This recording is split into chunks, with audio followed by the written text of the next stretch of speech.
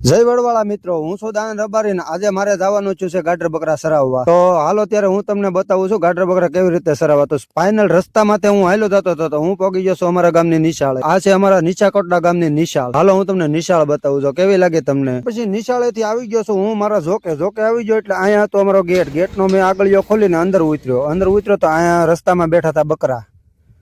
તો બકરા બેઠા હતા તો ફાઇનલ હાલો હું તમને હવે મારા ગાડર બેઠા એ બતાવું। તો આવી ગયા આપણે ગાડર જોવા। હાલો હું તમને બતાવું ગાડર। આ છે આપણા ગાડર ના બસડા નાના। તો મેં એને પૂરી દીધા વાડિયામાં। આ છે અમારા સંધુભાઈ ના ગાડર। તો ત્યાર પછી આ પાછા મારા ગાડર બતાવું। જો આ છે મારા ગાડર। તો નારા ગાડર બેઠા હતા તો આ બે બાંધવાઈ રહ્યું તો અહીંયા ધડીકા લેવા મળ્યું। કાંઈ નો એને મળ્યું તો વંડી માથે બાંધવા મળ્યું। તો હાલો ત્યારે હવે મારે માલ વાંભવાનો સમય થયો। તો ફાઇનલ હું મારા માલ વાંભીને નીકળી ગયો ત્યારથી। તો ત્યાર પછી ત્યાંથી હું મારા માલ વાંભીને રસ્તે નીકળી ગયો। તો પાછો હું જે નિશાળે આવ્યો તો નિશાળ પાસે આવી ગયો છું। તો નિશાળે આવીને ત્યાર પછી આ રીતના મારા માલ જ્યાં જે જગ્યામાંથી સરવા જવાના હતા ત્યાં હું પહોંચી ગયો છું માલ લઈને। તો દોડ્યું આવે ને ગાડર જોઈ જવો। આ છે મારા ગાડર બકરા અને હું સરાવી રહ્યો છું માલ। તો ત્યાર પછી આપણે આવી ગયા છીએ આપણે જ્યાં ગાડર બકરા સારવાના હતા ત્યાર પછી ગાડર બકરા સરી લીધા। તો ત્યાર પછી ગાડર બકરાને સરી રહ્યા હતા ને ત્યાર પછી અમારે જવાનું છે બીજા ખેતરમાં। તો જસાતા એ વાંભી લીધા ગાડર બકરા અને હું રહી ગયો હતો વશમાં। તો હાલો ત્યારે હું તમને બતાવું કેવી રીતનું છે તો આ નળમાં જવાનું। ત્યાર પછી સડી ગયા અમે નળે ને હાલો હું તમને બતાવું નળ। તો નળે ગાડર બકરા સડી ગયા છે ને હું તો વશમાં। તો હાલો વશમાં જોવા મળ્યો મને આ મોર। તમે જો એ રીતના તમારા વાડીઓમાં મોર હોય તો કોમેન્ટ કરજો। તો હવે અમે સડી ગયા છીએ ધાર માથે જ્યાં અત્યારે તો જો ભાઈ ઉનાળો છે ઉનાળામાં તો આવું બધું હોય કે બહુ લીલું ન હોય। તો ત્યાર પછી ગાડર બકરા લઈને હું નીકળી ગયો તો રસ્તામાં હવે થઈ ગયો તો હું આગળ જગુભાઈ રહી ગયા હતા પાછળ। તો ફાઇનલ ગાડર બકરા વાંભીને હું નીકળી રહ્યો તો રસ્તામાં નીકળ્યો તો મને જોવા મળ્યા હાંધેવાળા દાદા। અહીંયા જે અમારા ગામની શૈલી જ છે હાંધેવાળા દાદા કહેવાય ને ત્યાં। તો આ અમારે નીચાકોટડા અને બાંભોરની હિમ વચ્ચેના આ દાદા છે। તો હાલો હું તમને બતાવું એના દર્શન કરાવું। આ છે હાંધેવાળા દાદા। હાલો હું તમને એનું બોર્ડ પણ બતાવું તો છે સંધેવાળા દાદા એમ લખેલું। તો ત્યાર પછી ફાઇનલ ગાડર બકરા આગળ રસ્તે ચાલતા રહેતા અને ચાલીને જગુભાઈ થઈ ગયા આગળ હું અંધેવાળા દાદા પાસે ખોટી થઈ ગયો હતો ઘડી।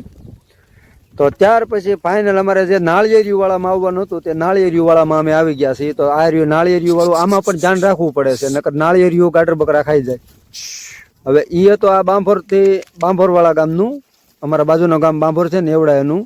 તો આ છે એમને નાળિયેરિયું તો છે ને ત્રોફા। તો અહીંયા તો સપલું બાંધેલું હતું કોઈની નજર ન લાગે નહીં હાટું નાળિયેરીને। તો ફાઇનલ હાલો ગાડર બકરા આવી ગયા છે નાળિયેરિયું વાળામાં તેમાં સરતા હતા। તો હું તો ફાઇનલ હેઠે ઊભો હતો તો નાળિયેરિયુંમાં ત્યાં ગાડર બકરું ગળે નહીં ત્યાં તે રીંગણી એની આડો ઊભો હતો। તો ત્યાર પછી ગાડર બકરા સરી રહ્યા હતા ને હું ઉપડ્યો છું જ્યારે આ બાજરી અને જાહેર હતી એ જગ્યામાં ત્યાં આડો રહેવાનું હતું। તોય તે માલ એમાં ગળી જ જાય ગાડર બકરા ગળી જ જાય એટલે ફાઇનલ ગળી ગયા હતા। તો ત્યાર પછી આવી ગયા હતા અમે તે બાજરી વાળા ઓલે ને ત્યાં લીમડાને સાંયે ગાડર બકરા એ વિહામો લઈ લ્યો ને અમે ગોવાળીએ તે અમારી રીતે બેસી ગયા। તો આ અમારે જસુભાઈ બેઠા હતા ને જગુભાઈ તો લાંબા થઈને હુઈ ગયા થાકી ગયા ને તે। તો ફાઇનલ હવે ગાડર બકરા ની રીતે સાંયે બેસી ગયા છે ને અમે ગોવાળિયા અમારી રીતે અહીંયા બેસી ગયા છીએ। તો આ બે ગોવાળિયા શાની તૈયારી કરી રહ્યા છે ને એ એની રીતે શા બનાવે છે ને હું તો અહીંયા બેઠો હતો તો જગુભાઈ થઈ ગયા લાંબા કેમ કે થાકી જાય એટલે ઈ ભાઈ હુઈ ગયા ને અમારા જોધાભાઈ બનાવતા હતા શા। તો ત્યાર પછી ગાડર બકરા બેઠા હતા ને આવડા બધા ગોવાળિયા શા પાણીની તૈયારી હતી ને અમે ત્યારે અમારી રીતે બેઠા હતા। તો ત્યાર પછી ફાઇનલ મારે જવાનું છું ઘરે એટલે હું નીકળી ગયો છું ત્યાંથી। તો ફાઇનલ આ બાજરી પાસે આવીને હું પહોંચી ગયો છું પછી હાલવા મળ્યો નાળિયેરિયુંમાં હાલતા પહોંચી ગયો છું ઠેઠ અમારા જે નાળિયેરિયું હું તમને બતાવું તો આ નાળિયેરિયું ઘણી છે। તો ત્યાર પછી હું ત્યાંથી નીકળી અને પહોંચી ગયો છું જ્યાં હું પેલી જગ્યામાં ગેટ આવ્યો હતો ને ગેટ પાસે। તો ત્યાં પડી હતી આપણી પોટ બાઇક। હાલો હું તમને મારી પોટ બાઇક બતાવું કેવી છે એમ। તો ભાઈ હવે અમારે વાડિયું વિસ્તારમાં હાંકવાની હોય એટલે આવી જૂની પોટ બાઇક રાખવી પડે સારી નવી ન હોય। તો ફાઇનલ આપણી જો આવા નવા વિડીયો જોવો હોય તો આપણી ચેનલને લાયક શેર અને કોમેન્ટ કરજો ને હું જઈ રહ્યો છું ઘરે। તો ફાઇનલ આપણે મળશું આપણા બીજા મિની બ્લોગમાં। Good bye.